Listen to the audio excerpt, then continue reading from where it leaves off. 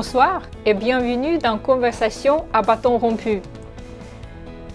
Nous avons marché avec Pierre autour du lac du Drennec, comme à notre habitude, mais cette fois-ci on a marché dans la brume. Un ciel bas, une bruine tenace et pourtant les pensées d'une clarté surprenante. Là, Pierre, tu as commencé cette balade par quelque chose de très concret. La mésaventure avec France Connect, un formulaire en ligne, un smartphone mal synchronisé, et de cette frustration du quotidien, tu as tiré le fil beaucoup plus long. Tu peux nous raconter de quoi il s'agit?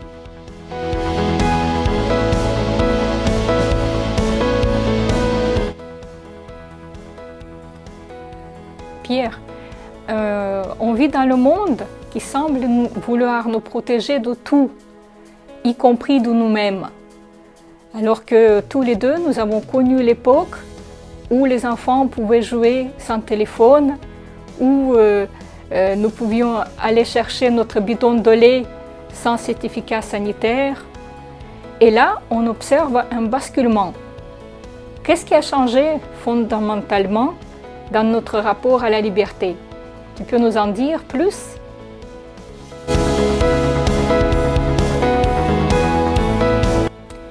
Si je te suis bien, nous vivons dans une sorte d'enfer doré. On nous protège, on nous encadre, mais personne ne nous demande notre avis à nous. Et tu vas bien plus loin. Tu dis que tout cela repose sur une mise en scène. Toi qui pratiques le yoga depuis des décennies, tu as rencontré un concept qui éclaire cette situation d'un jour particulier. Qu'est-ce que le théâtre politique a à voir avec l'illusion?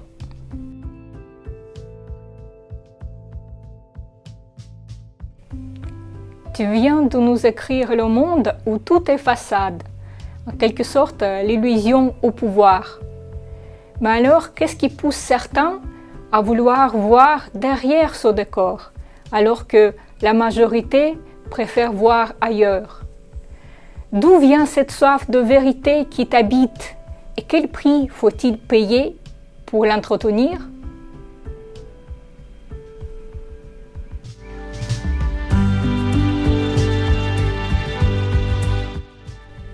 Ce que tu nous décris, c'est une tension permanente.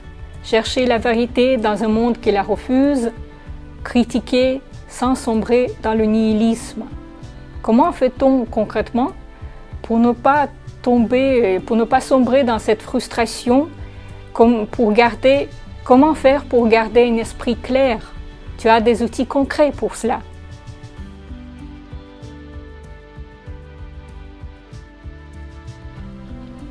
Tu viens de nous partager les exercices qui nous ramènent au corps, à la sensation, à la lenteur, et pourtant en même temps, tu passes des heures avec l'intelligence artificielle. C'est un paradoxe, n'est-ce pas?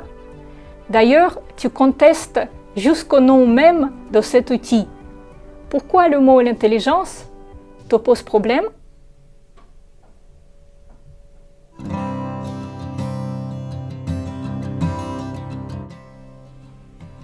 Si je résume ta pensée, nous vivons dans un monde où les mots mentent, où la protection c'est un piège et où la technologie avance sans qu'on nous ait rien demandé. Face à tout cela, qu'attends-tu de nos concitoyens? Que proposes-tu concrètement pour que chacun puisse prendre pied?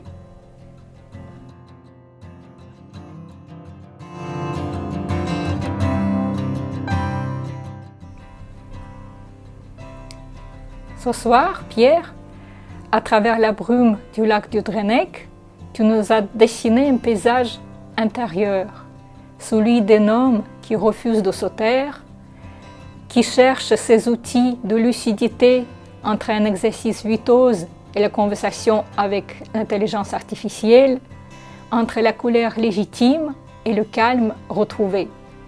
Tu as dit quelque chose de très fort. Peut-il y avoir de vie sans prise de risque? Peut-être que la plus grande prise de risque aujourd'hui, c'est justement de penser par soi-même. Alors, je vous dis au revoir et à dimanche prochain autour du lac.